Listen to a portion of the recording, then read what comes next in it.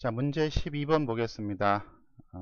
좀 파일이 길어지면은 이게 그 충돌나는 경우가 다운되는 경우가 있어가지고 끊었어요. 자, 가마에 들어갈 내용을 옳은 것, 무슨 증권기 주요 기구에 굉장히 많이 헷갈리는 거죠. 그래서 한번 이렇게 쭉 정리를 좀 해주셨으면 좋겠어요. 그래서 중방, 자, 중방이라는 것은 뭐죠? 무신 정권하고 뭐 직접 관련이 있는 건 아니죠. 이제 고려에서 원래부터 존재했던 그 무신들의 그 최고 그 합의기관 뭐 이 정도 보시면 될 것 같고요. 이제 그거하고 이제 대비되는 게 이제 문신들의 합의기관 이게 도병마사죠. 도병마사. 그래서 언뜻 보면 이제 도병마사 그래도 이제 무신기관 같이 보이는데 이것은 이제 문신들의 합의기구이고요. 이 도병마사는 나중에 이제 도평의사사로 바뀌죠. 그래서 이제 조선 초기까지 나중에 의정부로 바뀔 때까지 이제 계속 명맥이 유지되는 것 같고요. 물론 이제 중간에 뭐 이름번호로 바뀌기도 하지만요. 자, 도방은 이제 경대승이 만든 거죠. 그래서 이제 일종의 그 사병 집단이죠, 사병. 그래서 무신들이 거느리고 있는 그런 사병들로 하여금 자신들의 이제 친위 세력으로 키운 것. 이것이죠. 이제 나중에 가게 되면은 이제 그 삼별초하고 더불어 가지고 최씨 정권의 어떤 그 권력적 기반이 되기도 하고요. 자, 교정도감이 이제 요거죠. 그 최씨 무신 정권에서 국정을 총괄한 최고 권력기구. 그래서 요것이 맞는 거고요. 자, 정방은 이겁니다. 정방은 바로 이제 이제 최충원의 아들이죠. 최우가 만든 그 인사행정 담당 기구. 요것이 바로 이제 정방이 되겠어요. 그래서 단순히 이제 그 무신들만 가지고 다 할 수는 없다. 그래서 이쪽 그 인사행정까지도 총괄하게 되는 그런 역할을 하는 거고요. 그 다음에 여기 보면 이제 서방이 바로 여기 1번에 해당되는 거죠. 이제 문신들을 이제 최후 때 오게 되면 이제 완전히 그 무인 정권이 이제 공고화 되잖아요. 그럴 때 이제 문신까지 아우르는 그래서 국정 잠을 위한 문신들의 수비 기구 이것을 이제 서방이라고 했다. 이것을 아시면 될 것 같고요. 요 라를 보니까 치안 및 유지 및 전투 임무를 수행한 군사기구 뭐 이것을 정확하게 뭐를 이야기했는지는 잘 모르겠어요. 아무튼 뭐 이 문제 푸는 데는 지장이 없고요. 이제 마를 보시면 재신과 추신으로 구성되어 법제와 격식을 논의한 회의기구 이것은 바로 이제 식목도감에 해당되는 겁니다. 식목도감. 재신이라는 것은 이제 중추원의 고관대작, 뭐 장관급, 차관급 이 정도 보시면 되고요. 재신은 그 다음에 잠깐 아니요. 그 재신이 그 중서문화성이죠. 죄송합니다. 중서문화성의 고관대작들이고요. 추신이 바로 이제 중추원이죠. 추밀이라고 하던데요. 추밀원이라고도 하는데 중추원의 고관대작. 실질적으로는 이제 재신이 조금 더 윗 레벨에 있었다라고 합니다. 그래서 재신과 추신을 합쳐서 이제 제추라고 하죠. 제추. 그래서 이것이 이제 식목도 법제와 격식을 논의한 것이 식목도감. 그 다음에 이 제추가 모여가지고 국가 전체의 어떤 의사결정을 한 것이 바로 이제 도병마사. 뭐 이렇게 정리를 하시면 될 것 같아요. 자, 다음 문제를 보겠습니다. 13번 가해 침입. 자, 곽주로 침입했고 결국은 이랬다라고 해서 양규하고 홍화진 이런 게 나왔다. 그러면은 이것은 이제 바로 거란 침입이라는 것을 이제 아셔야 될 것 같아요. 사실 뭐 요 내용 전체로만 봐가지고는 이것이 어디에 침입인가를 잘 모르실 것 같아요. 근데 양규 장군, 그 다음에 홍화진 이런 얘기가 있다. 그랬을 때 이제 거란 침입이다라는 것을 아느냐 모르냐. 이제 이게 아마 그것 때문에 이제 3점 문제로 보여지고요. 자, 1번 별무반을 편성하여 동북고성을 축조한 것은 이건 윤관이죠. 별무반과 동북고성은 바로 여진에 대비하기 위한 것이죠. 여진. 그 다음에 김윤후의 활약으로 김윤후죠. 그래서 처인성에서 승리한 것.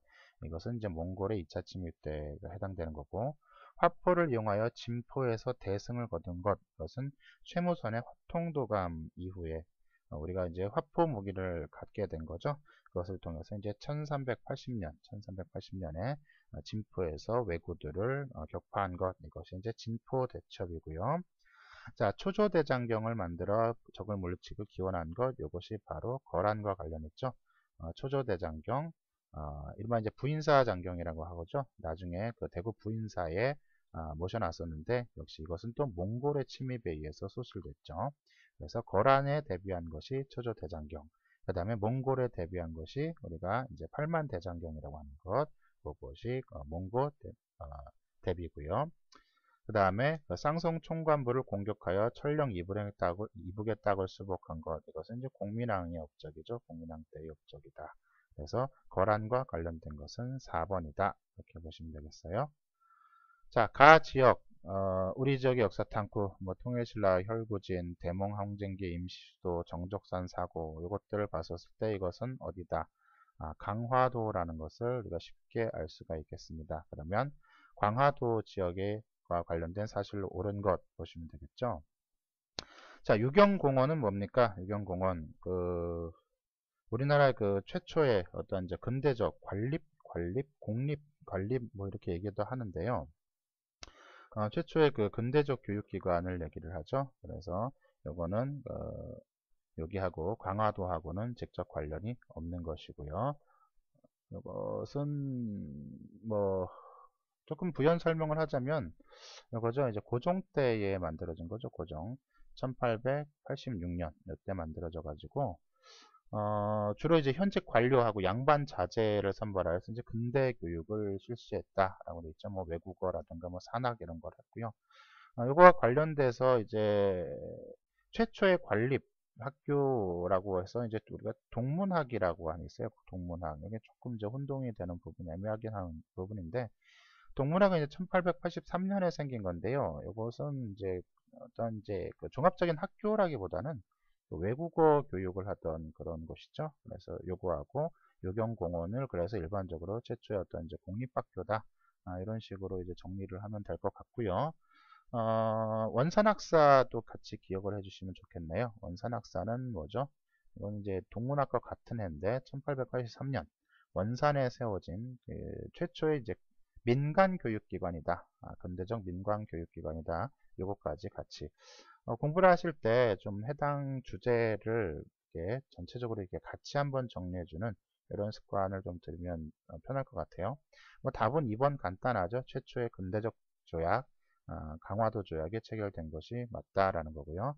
조선 형평사 중앙총본부가 있었다라고 하는데, 자, 이것은 형평운동을 알면 되겠죠. 형평운동이라는 것. 1923년에서 시작된 백정. 원래 갑오개혁과 함께 신분제가 폐지됐잖아요. 하지만은 뭐 실질적으로는 계속 어떤 차별이 있었고요. 그중에서 이제 백정들의 신분해방 운동, 경남 진주에서 이제 시작이 됐었는데, 1924년에 서울에 조선형평사 중앙총본부를 설치하게 되죠. 물산 장려 운동은 1920년대에 시작된 우리 것을 사용하자라고 하는 애국계몽 운동이죠. 그래서 평양을 중심으로 평양에서 조만식 선생을 중심으로 시작되었고 뭐 서울 이렇게 전국적으로 확대되었으나 일제 탄압으로 인해 가지고 결과적으로는 실패했고요. 뭐 이것도 이제 국채보상운동하고 조금 비교를 할 줄 알아야 되겠죠. 국채보상운동은 이것은 1907년이죠. 대구를 중심으로 대한매일신보의 뭐 양기타, 뭐 그 다음에 뭐 서상돈 이런 분들을 중심으로 이루어졌고요. 이것도 역시 뭐 전국적으로 확산됐지만 역시 또 일본 방해로 좌절되었다라는 거고, 영국군에 의해서 불법으로 점령된 건 거문도죠. 거문도, 이른바 이제 거문도 사건이다라고 하는 건데, 이건 1885년입니다. 러시아하고 영국하고 유럽으로부터 이제 아프리카 거쳐서 쭉 대립을 합니다. 러시아의 남하 정책을 대항하기 위해서 영국이 계속 이제 쫓아다니면서 방해를 하는데요. 러시아가 이제 조선 쪽으로 이렇게 남하하려는 그런 움직임을 보이니까 이제 무력으로 뭐 지들이 뭐 남의 땅 그냥 와가지고 영국 깃발 꽂아버린 거죠. 1885년부터 1887년까지 약 2년 동안 거문도를 불법 점령한 사건, 이것은 이제 거문도 사건이다. 이렇게 보시면 될 것 같습니다. 자, 15번 다음 자료에 해당하는 문화유산으로 옳은 것 그랬어요. 그래서 이 건물은 국보 18호 경북 영주에 있고요. 뭐 보다 보니까 뭐 주심포 양식, 근데 결정적인 것은 배흘림 기법이다라는 거죠. 주심포 양식이다라는 것은 이제 건물의 지붕하고 그 다음에 기둥을 잇는 연결된 것, 그러니까 기둥이라기보다는 이제 지붕하고 벽면하고 이렇게 연결시키는 거죠. 요 공포라고 하는 그것이 기둥마다 있다. 기둥마다 하나씩 있다. 그러면 이것을 주심포 양식이라고 하고, 그 다음에 기둥과 기둥 사이에서도 이게 있다. 그러면 이제 다포식 양식이라고 하고, 이제 이것이 주심포 양식이고요. 배울림 기법은 그 기둥이 이렇게 생긴 거죠. 이렇게 생겨가지고 가운데가 불룩하고 위하고 아래하고는 이제 오목한 거 이거고. 서양의 엔타시스 양식하고는 조금 구별을 해야 돼요. 엔타시스 양식은 이렇게 내려가죠. 그래서 위에는 가늘고 밑으로 갈수록 점점점 넓어지는 그리스의 파르테논 신전 같은 경우에 이제 대표적인 엔타시스 양식이고요. 자, 배울림 기둥으로 세워졌다. 뭐 요거 하나에서 답은 부석사 무량수전 이렇게 나와줘야 됩니다. 그래서 이제 부석사 무량수전 경북 영주시에 있는 거고요. 자, 수덕사 대웅전은 1308년에 건립된 그 정확한 그 기록 연도가 남아있는 것이고요. 뭐 불국사 대웅전, 뭐 이것은 불국사니까 당연히 이제 뭐 통일신라 때 세웠겠죠. 하지만은 뭐 지금 남아있는 것은 조선시대 때 다시 지은 거고요. 쌍계사 대웅전은 이것은 18세기 조선 시절 건축물이죠. 딱 느낌을 보면은 이제 조선 같나요? 사실 이것만 가지고는 어려울 것 같고요. 자, 봉종사 극락전이 중요하죠. 안동에 있는 거고요. 안동, 우리나라에서 가장 오래된 묵조 건축물이죠. 요것은 왜 그러냐면요. 요걸 이제 해체 수리하다가 1363년에 중수했다라는 기록. 중수라고 하는 것은 이제 큰 보수 작업 요것을 했다라는 뜻이죠. 이제 보통 중수를 하려면은 세워진 데서 100에서 150년 이 정도는 지난 다음에 중수를 하는 것이 일반적이기 때문에 1363년 중수 기록을 봤었을 때 이것은 1200년대 초중반에 만든 것이 확실하다.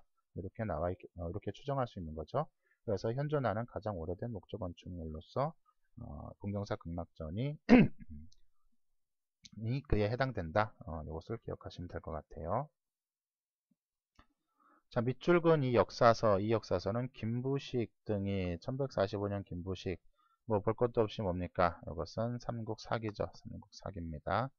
삼국사기, 가장 오래된 삼국사기. 자, 삼국사기에 대한 설명은 옳은 것 그랬어요. 유교사관에 기초하여 기전체 형식으로 서술했다라고 했죠. 여기에 맞죠? 여기 맞습니다.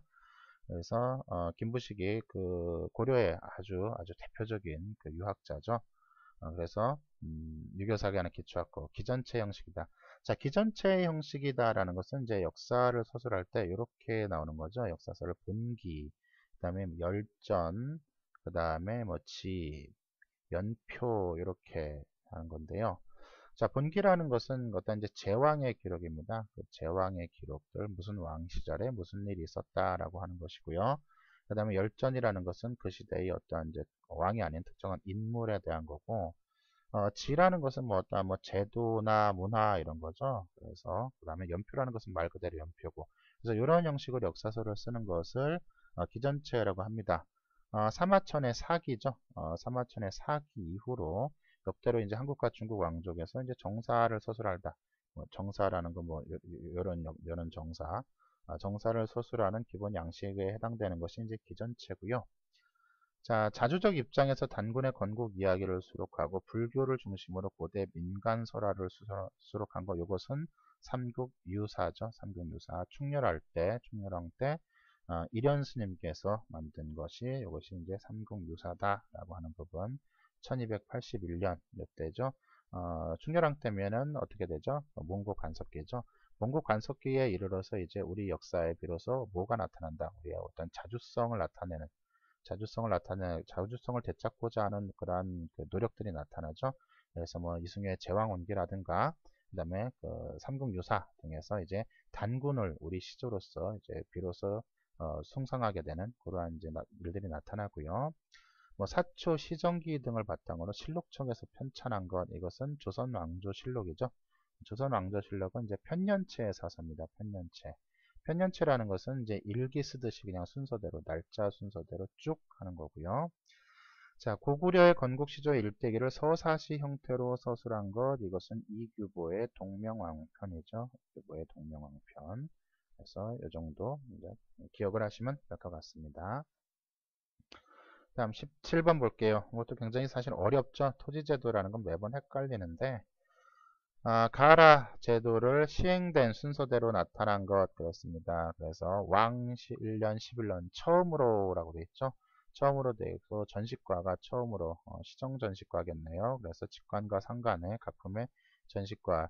전식과라는 것은 뭐 전지와 시지를 나눠줬다라는 거죠. 그래서 이거 시정전식과에 대한 얘기고요. 그러면 시정전식과가 처음 된 게 언젠가요? 처음. 고려가 바로 이제 전식과 제도죠. 전식과 제도니까 이것은 고려 경종 때 976년 이때 이야기고요. 자, 중앙과 지방 관료들에게 매달 주던 녹봉을 없애고 다시 노급을 주었다라는 거죠. 신문왕 때 그 노급을 폐지했다가 이제 다시 신라 경덕왕 때 오게 되면 다시 이제 귀족 세력이 강화되죠. 귀족 세력이 강화되면서 옛날에 뺏었던 걸 다시 줘야 되는 그 노급을 주게 되는 이런 상황이 발생하고요. 그 다음에 그 직전이 나오네요. 직전법. 직전법은 조선 세종 때 나오는 거고요. 세종. 그 다음에 자 도평의사사에서 아까 말했죠. 그 도병마사가 나중에 도평의사사로 바뀌었다. 그래서 과전법. 과전법은 뭡니까? 고려 공양왕 때죠. 공양왕 때 신진사대부들의 그 신진사대부들이 어떤 경제적 기반, 새 나라의 경제적 기반을 만들기 위해서 토지 개혁을 한 거죠. 그래서 기존 권문세족들의 경제적 기반을 무너뜨리기 위한 제도. 그래서 이것이 이제 공양왕 때 과전법이다 라는 말이죠. 하는 것이죠. 그래서 과전법은 14세기 말, 14세기 말이죠. 1391년 이때 시작이 됩니다.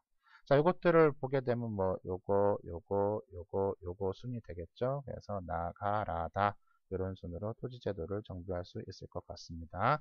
그래서 토지제도도 여러분들이 그 각 시대별로 한번 쭉 이렇게 정리를 해 주시는 것이 좋을 것 같아요. 자, 18번 뭐 이건 뭐 볼 것도 없죠. 한가위 뭐 이것이고 이것도 뭐 맞아라 라고 하는 문제입니다. 자, 19번 보겠습니다. 조서에 내려 이르기를 금과 은은 국가의 보물인데 간악한 백성들이 구리를 섞어 몰래 주저가 있다. 뭐 동서고금 막론하고 예나 지금이나 그 위조주폐에 관한 것은 뭐 항상 문제가 됐던 것 같아요. 그래서 지금부터 여기에 어떻게 하겠다라고 했는데 이것은 은한근으로 그래서 우리나라 지형을 본뜨도록 하였다라고 하는 거죠. 언제입니까? 이것이 고려 숙종 때죠. 고려 숙종 때 그 은병을 만들었죠. 은평이 아니고 은병. 자, 이거는요, 그 우리나라 지형을 본떠도록 했다고 하는데요. 여기 보시면요, 입구가 넓어서 그 민간에서는 이제 활구라고 부르기도 했다라는 거죠. 그래서 활구라는 게 이제 한자로 쓰면은 문 안에 그 말하는 게 있고요, 말하는 게 있고, 그래서 아무튼 뭐 이런 글자인데 입구가 굉장히 넓어서 활구라고 한다라고 되어 있고요. 자, 청과의 교육에 사용된 것. 일단은 청은 조선 후기죠. 청과의 교육할 때는 이제 그 이때는 이제 국제 결제 수단이 은이었어요. 은. 요즘으로 하면 기축통화가 이제 은에 해당되는 거였고요. 자, 조선시대에 전국적으로 유통된 것. 우리나라에서 이제 화폐가 전국적으로 유통된 것은 조선 후기 들어오면서 이제 상평통보죠. 상평통보도 뭐 처음부터 그런 건 아니고 이제 조금 지나고 나서부터 전국적으로 이제 유통되기 시작했고요. 우리나라에서 최초로 발행된 화폐는 이거는 역시 이제 고려 숙종 때죠. 이제 건원중보입니다. 건원중보. 그래서 이것은 우리나라의 최초의 화폐면서도 이게 철로 만들었죠. 그래서 철전이다라는 거고요. 자, 경복궁 중건을 위해서 중건의 재원을 마련하고자 발행한 것. 이것은 이제 대원군이 발행한 당백전이죠. 당백전. 그래서 일당 100 당 100이다 라고 하는 거. 실제 가치는 뭐 한 5, 6배 정도밖에 안 되는데 이것을 100배의 가치로 이렇게 하게 됐죠. 요즘 말로 말하면 뭐 한 겁니까? 통화량이 갑자기 증가한 거죠. 화폐를 발행해서 통화량이 증가했으니까 무슨 일이 일어나겠어요? 굉장히 급격한 인플레이션이 일어나죠. 그래서 당백전의 발행은 양반 뭐 일반 백성 할 것 없이 모두의 원성을 산 그러한 얘기죠. 이제 1866년에 발행된 겁니다. 그래서 여기서 이제 해당되는 것은 4번이고요. 자, 20번을 보겠습니다. 밑줄근 왕의 제위. 그래서 뭐 이렇게 그림 나와 있는데 7대 왕 계유정란 나왔죠. 그럼 바로 이것은 이제 세조다라는 것을 알 수 있겠고요. 그러면 세조의 업적이 뭐냐? 라고 업적을 찾으면 되겠죠. 자, 초계 문신제를 실시하여 관리를 재교육하였다라는 건데요. 초계 문신이다라는 거, 요거 자체가 이제 그 뭐라 그러나, 좀 젊은 문신들을 얘기하죠. 젊은 문신들을 얘기합니다. 그래서 이제 37세 미만의 그 당하관들을 모아가지고, 이제 그 규장각에 위탁하는 거죠. 이제 규장각에 위탁해서 이제 재교육하는 것, 요것을 이제 그 초계문시제 정조가 시행한 거죠. 정조께서 한마디로 말하면 이제 자신의 그 지지 세력, 지원 세력들을 만들기 위해서 했던 거고요. 요거 비슷한 거가 있죠. 세종 때부터 시행되었던 이제 사가독서제다라고 한 거. 사가독서. 사가라는 것은 휴가를 줬다라는 거. 내렸다, 하사했다 이런 뜻이죠. 휴가를 줬다라는 거고, 휴가를 줘서 책을 읽게 했다라는 것. 그래서 세종 때부터 이제 시행됐던 게 이런 게 있고요. 자, 집현전을 폐지하여 왕권을 강화하고자 요거죠. 세조 같은 경우는 다시 육조 직계제를 되돌려놨죠. 그리고 집현전을 폐지하고 왕권을 강화하고자 이렇게 노력을 했습니다. 자, 현량과를 실시한 거는 언제죠? 중종 때죠. 중종 때 이제 조광조가 정권을 잡으면서 현량과를 실시했습니다. 현량과는 일종의 이제 천거제도죠. 천거제도인데 과거 제도의 폐단을 이제 조광조가 물고 지적을 한 건데 사실은 그거죠. 이제 과거 제도라는 것도 이미 이제 기득권층의 어떤 신분 상승? 신분 상승이 아니고 기득권층의 어떠한 그 진출로 이것으로 이제 되어 있기 때문에 제하의 어떠한 여기서 말하는 이제 제하의 학식 있는 사람 즉 사림을 얘기하는 건데 이러한 사림들이 제대로 이제 중앙에 진출할 수 있는 기회가 없다. 그래서 이제 천거를 통하면 이제 여러 단계를 거쳐서 통하면 이제 마지막으로 이제 왕이 직접 이들을 이른바 면접을 한 거죠. 면접을 통해서 이제 중앙 관계를 진출시키는 이런 것들은 이제 현량과인데요. 당연히 이제 기존의 기득권 세력하고 충돌이 있겠죠. 그래서 나중에 결국은 이제 그 사화를 일으키는 하나의 원인이 되기도 했습니다. 자, 균역법은 이제 그 조선 후기에 나타난 조세 급납화 중에 하나죠. 그래서 기존에 그 전세라고 하는데 전세, 요역, 공납 이것들이 각각 어떻게 됩니까? 전세라는 것이 영정법으로, 그 다음에 공납은 대동법으로, 그래서 요역은 균역법으로 이렇게 바뀌게 되죠. 그래서 이건 잠시 전화가 와가지고 끊었는데 균역법 얘기했었죠. 그래서 군역의 부담 원래는 이제 군포 2필이었는데 이것을 1필로 바꾼 이것이죠. 영조 때 시행이 됐습니다. 탕평비를 건립하여 붕당의 피해를 경계하고자 한 것, 이것도 다시 마찬가지로 영조 때죠. 균역법 얘기를 조금 더 하면 이제 결과적으로는 또 실패했죠. 왜냐하면 이게 뭐 두포에서 한 포로 줄었다라고 했을 뿐이지 그 군역 자체에 대한 어떤 모순은 전혀 해결이 되지 않았죠. 그렇기 때문에 역시 계속 어떠한 그 혼란, 그 세금의 조세의 혼란은 계속되었다. 폭정은 계속되었다. 뭐 폭정까지는 아니더라도 그래서 이제 조선 후기에 어떤 이제 밀란이 나타나는 그런 문제점 계속 이제 근본적 모순이 해결되지 않다 보니까는 뭐 그랬다라는 점 다 아실 것으로 생각이 됩니다. 이제 조선 후기의 그 조세 급납화 과정, 예를 들어서 이제 그 대동법은 광해군 때 처음 시작됐고 영정법은 인조 때 됐다. 이런 흐름들도 같이 좀 이해를 하셨으면 좋겠어요. 자, 21번 다음 그림이 그려진 당시 볼 수 있는 모습 보니까 안견이 그 안평대군 꿈 이야기를 듣고 그러죠. 그래서 안평대군 원인을 꿈꾼 다음에 안견 불렀죠. 내가 이런 꿈 꿨다라고 하니까 이제 안견이 띠바 이거 어떡하지 뭐 이러다가 하여튼 고민하다가 뭐 이러한 그림을 그렸다. 이것이 이제 몽유도원도죠. 몽유도원도. 뭐 아무튼 자, 이때 언제입니까? 안평대군이 때면은 조선 전기죠. 조선 전기입니다. 그럼 이런 조선 전기의 시대 상황으로 옳은 것 그랬죠. 자, 삼강 행실도를 잇고 있는 양반 요게 되겠네요. 삼강 행실도는 세종 때 만든 거죠. 그래서 유교적 질서를 널리 장려하기 위해서 만들어낸 서적이고요. 고구마를 밭에 심고 있는 농민 그랬는데 고구마는 언제 들어왔습니까? 고구마 이것도 조선 후기 때 들어오게 되죠. 고구마는 이제 영조 때라고 하죠. 영조 때. 그래서 18세기 때 들어오고요. 자, 그 앞에 임진왜란 이후에 17세기에 담배, 호랭이 담배 피던 시절 그 담배는 그닥 오래되지 않았다라는 거고, 그 다음에 고추, 우리가 빨간 김치 먹은 지도 뭐 그닥 오래되지 않았다라는 거죠. 이때 요게 들어오고요. 18세기에 역시 일본에서 고구마가 들어오고, 그 다음에 19세기에 이르려면 청나라 쪽에서 감자가 들어오고, 이렇게 우리 쪽에 농산물이 전래된 그러한 흐름들 이해하시면 될 것 같고요. 장영용에서 훈련받고 있는 군인 정족되고요.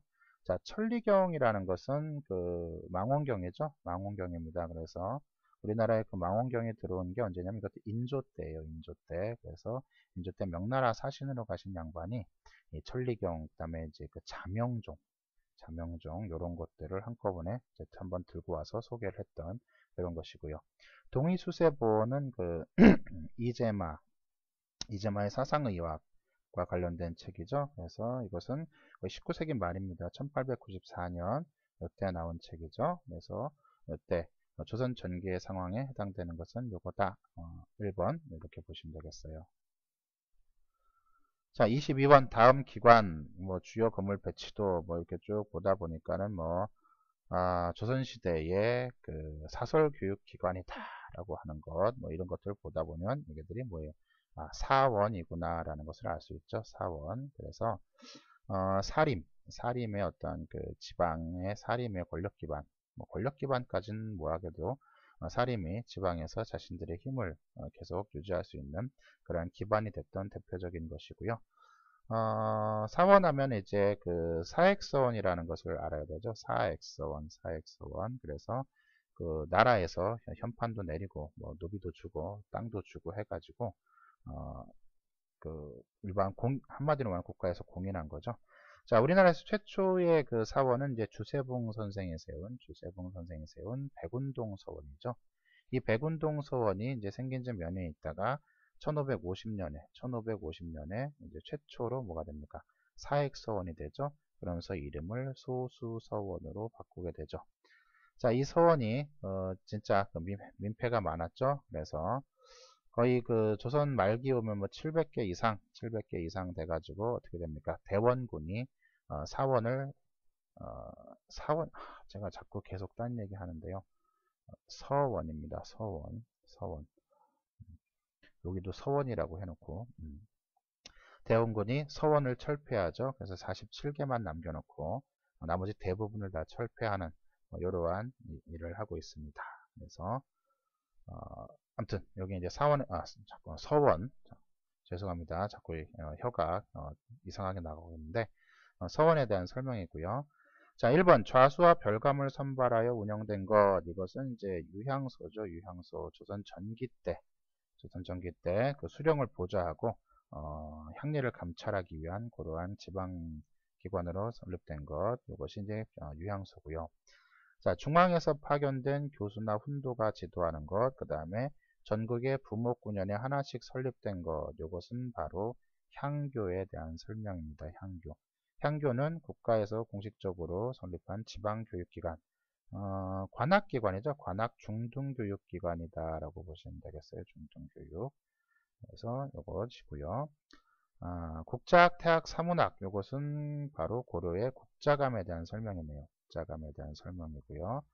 자, 국왕으로부터 편액과 함께 서적 등을 받기도 하였다. 이것이 바로 서원에 대한 이야기네요. 그래서 편액이라는 것은 한마디로 현판이죠. 현판. 그래서 이렇게 소수서원 이렇게 가지고 이렇게 현판 하나 딱 걸어주는 거. 이것은 이제 편액이라고 보시면 될 것 같아요. 그래서 서원에 대한 설명으로 옳은 것. 그래서 뭐 요거죠. 왜 3점인지는 사실은 잘 모르겠어요. 자, 다음 문제 보시면 23번. 자, 조선 건국의 주역 이래가지고 삼봉 정도전이죠. 조선 건국을 중도하고 도성 축적의 국가 기틀을 다지는데 핵심적인 역할을 했지만 결국 이제 신권을 주장하다가 이제 왕권을 강화하는 이방원에 의해서 살해를 당합니다. 그래서 삼봉 정도전 선생에 대한 것이고, 정도전에 대한 설명으로 옳은 것은 불교 이론을 비판한 불시접변을 서술하였다. 여기에 맞겠죠? 여기에 맞습니다.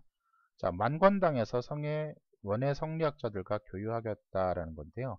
만권당은 그 충선왕 때죠. 충선왕 때입니다. 그래서 이것은 그 정도전의 시대하고는 조금 앞시대고요. 공납을 줄이고자 수미법을 주장한 것은 율곡 선생의 이야기입니다. 율곡 선생. 그 다음에 세계지도는 혼일강리 역대 국도지도라고 하는 것은 이건 조선 태종 때입니다. 태종. 태종 때고요. 지금 뭐 남아있는 그 혼일강리 역대 국도지도가 이제 필사본인데 동양에 남아있는 세계지도로서는 그냥 가장 오래된 것으로 이제 남아있고요. 자, 군사력 강화를 해서 훈련도감 설치를 건의한 거. 이제 훈련도감 하면은 우리가 흔히 그 효종이랑 많이 이제 연결을 시키긴 하는데요. 이제 맞긴 맞는데, 훈련도감은 사실은 임난 중에 세워졌죠. 그래가지고 서해 유성룡의 건의입니다. 유성룡의 건의로 만들어졌습니다. 그래서 포수, 사수, 살수, 3수병을 포사살 이 사람들을 육성하기 위해서 이제 만들어진 기관이죠. 자, 그래서 해당하는 것은 1번이고요. 정도전이 이제 그 나라의 기틀을 다 잡았을 뿐만 아니라 주요 건물들의 이름을 다 지었죠. 이제 거기에도 어떤 이제 유교식 이름을 다 지었는데 예를 들어서 이제 인의, 예, 지, 신 요것을 다 이제 이름에 집어넣어놨어요. 그래서 인은 우리가 아는 이제 흥인지문, 흥인문, 그 다음에 의는 돈의문, 그 다음에 예는 숭례문, 이제 신은 보신각이 여기에 들어가는 거고요. 이 지자가 지금 안 보이는데요. 원래 이제 그 북대문을 처음에 이제 홍지문이라고 했어요. 홍지문. 그래가지고 이 지를 널리 한다, 널리 편다, 뭐 이런 의미로 만들었는데, 또 이제 유학자들 또는 뭐 양반 얘들이 또 이제 웃긴 생각을 하죠. 백성들이 지혜로워지면은 이건 골치 아프다 그래가지고 홍지문이라는 이름을 바꾸고 이제 숙정문이라고 바꿉니다. 숙정문. 그래서 지금은 이제 우리가 북대문 저기 있어요. 그것을 그냥 숙정문이라고 하는데요. 아무튼 사대문과 보신각 이렇게 다 유교식 이름을 지은 것이 바로 정도전이다. 이것을 이제 이건 그냥 재미삼아 알고 계시면 될 것 같습니다. 자, 24번 다음 논의가 이루어진 직접적 배경으로 옳은 것은 그래서 명은 우리와 같으나 어떻게 오랑캐와 화친하냐 그랬더니 나라를 보존해야 된다. 한마디로 이제 주전론과 주화론, 주전과 주화 뭐하고죠? 청나라하고의 어떤 대립관계에서 이제 나타났던 그러한 그 배경 논의죠. 자, 요때 역사를 이제 좀 살펴보면은 이제 1616년이죠. 1616년에 이제 청나라의 여진족이죠. 여진족 누르하치. 제가 이제 항상 어디서 강의할 때마다 참 대단한 여진족이다 라고 얘기하는데 끝까지 살아남아서 결국은 중원까지 통치했던 누르하치가 이제 후금을 건립합니다. 누르하치가 후금을 건립하고요. 그 다음에 이제 1619년에 어떤 일이 있었냐면은 이제 명나라하고 후금하고 전쟁이 일어납니다. 명나라하고. 그런데 이제 광해군이 이때 중립외교를 하게 되죠.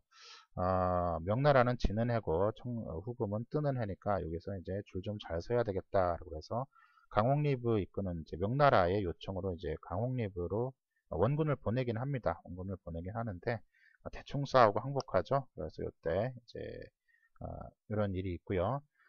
그러고 나서 이제 뭐가 되냐면은 이괄이 그 후금의 침입에 대해서 평안도에 주둔하고 있었어요. 이게 이제 1624년입니다. 1624년에 이제 이미 어쨌거나 이제 그 후금의 침입에 의해서 나라에서는 이제 대비를 하고 있었다라는 거고 그 중에서 이제 그거를 이제 이괄이 하고 있었는데 이 이괄이 느닷없이 난을 일으켜버리죠.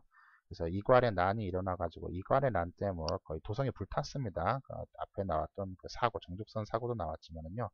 그때 이제 실로까지도 다 불에 타는 그런 일이 있었고요. 그러면서 이제 이괄의 난이 진압된 다음에 이 이괄의 난의 잔당들이 이제 후금으로 넘어가죠. 그래가지고 조선을 치세요라고 합니다. 그러니까 이제 후금이 1627년에 이제 정묘호란을 일으킵니다. 정묘호란 그러면서 명분은 그거였어요. 명분은 광해군에 복수를 하겠다. 이런 명분을 들고 나와가지고 이제 치는데, 뭐 대충 전쟁 준비도 좀 띠리하게 해놓고 뭐 보급선도 끊어지고 하다 보니까 이제 대충 그냥 퉁치고 끝냅니다. 그러면서 그냥 우리 형제로 하자라고 해가지고 뭐 조선도 뭐 거기까지는 뭐 그럭저럭 뭐 이렇게 됐죠. 자, 그런데 이제 그 이후로 이제 1636년에 뭐 하죠? 후금이 청나라를 세웁니다. 청나라를 세우고 이제 군신관계를 요구하죠. 군신관계를 요구하니까 조선에서 뭐야 목미 이렇게 해버린 거죠. 그러니까 또 청태종이 직접 군대를 이끌고 와가지고 조선을 침략하게 됩니다. 이것이 바로 뭐죠? 병자호란이고요. 다 아시다시피 병자호란 때는 어떻게 됐죠? 남한산성에 들어가가지고 항전하다가 결국은 항복하고 삼전도에 치욕을 했던 그러한 그 일이 나타났죠. 자, 그 이후에 이제 청나라에 그 대응하겠다라고 하면서 뭐 북벌론 이런 게 나타났습니다. 북벌. 뭐 실질적으로는 그냥 북벌이라기보다는 내부의 어떤 그 정치적 통제를 위해서 했던 거고요. 아무튼 그 과정에서 이제 그 포수들을 양성을 하는데 이 포수들이 이제 청나라하고 전쟁을 하는데 그때 청나라에서 이제 원군을 요청하죠. 그래서 이제 이것을 우리가 나선 정벌이라고 합니다. 나선 정벌. 그래서 이때 가서 혁혁한 정과를 올렸다. 뭐 이런 흐름들. 그래서 그 임난 이후에 그 병자호란까지 어떤 이제 정치적 흐름들 쭉 한번 알아보시면 되고요. 이때 병자호란 과정에서 이렇게 주전 주하 이렇게 나눠서 싸웠다. 라고 하는 거, 뭐, 각각의 다 뭐, 일리는 뭐 있겠는데, 아무튼, 이때 그 친명배금이라는 것이, 한동안 이제 우리의 어떠한 그 발전을 조금 더 늦추게 했던 그러한 원인이 됐을 것 같기도 해요. 아무튼, 그래서 요거와 관련되어 있는 것, 군신관계를 요구한 병자호란과 관련 있다. 1번이 되겠습니다. 자, 25번. 자, 다음 글을 쓴 인물에 대한 것, 그래서 쭉쭉 읽어보니까 이제 뭔지는 잘 모르겠어요. 하다 보니까는, 결국은 뭐 해야 되냐. 검수화하면 해체해야 되고, 안 쓰면 안 된다라고 해가지고, 이거 소비하자라고 하는, 소비를 중시한 그러한 그 견해가 나타났죠. 그래서 우리 실학자 중에서 소비를 중시한 것은 이제 박제가죠, 박제가. 박제가는 이제 북학의를 통해서 상공업을 중시하고, 그 다음에 뭐 수레나 선박 이런 것들을 사용해야 된다. 그 다음에 소비를 권장하는 이러한 그 아주 성견지명이 있는 분이죠. 개인적으로 짠돌이 카페 이런 거 별로 안 좋아하는데 이게 좀 쓸 건 써줘야 됩니다. 이런 거 마찬가지예요. 근데 뭐 우리는 현재 쓸 게 없어서 못 쓰는 거예요. 쓸 게 없어서 아시죠? 쓸 게 없어서 못 쓰는 건 어쩔 수 없고 쓸 게 있는 사람들은 좀 써주는 것이 경제가 돌아가는데 좋다. 뭐 이런 얘기죠. 아무튼 그 조선 후기 그 실학자의 흐름 그 두 가지 있죠. 그거 중농파, 중상파 이것도 잘 정리를 해주시기 바라고요. 자, 북한산비가 진흥왕 순수비임을 밝혔다라고 하는 것은 이제 추사 김정희 선생입니다. 김정희 선생은 우리가 뭐 추사체라든가 뭐 세한도 뭐 이런 걸로만 잘 알고 있는데요. 조선의 가장 그 유명한 금석문학자죠. 금석. 그러니까 비석을 해석하는 그러한 그 학문에서 최고 권위자입니다. 그래서 금석관록 이런 책에서 진흥왕 순수비가 북한산비 이것을 밝혔고요. 자, 서울 출신으로 규장과 검서관에 기용된 거 이것이 이제 박제가 맞고요. 양반전에서 양반의 위선과 무능을 비판한 것 이것은 박지원이죠. 박지원의 소설 양반전이고 열하일기 이것도 같이 알아두셔야 되고요.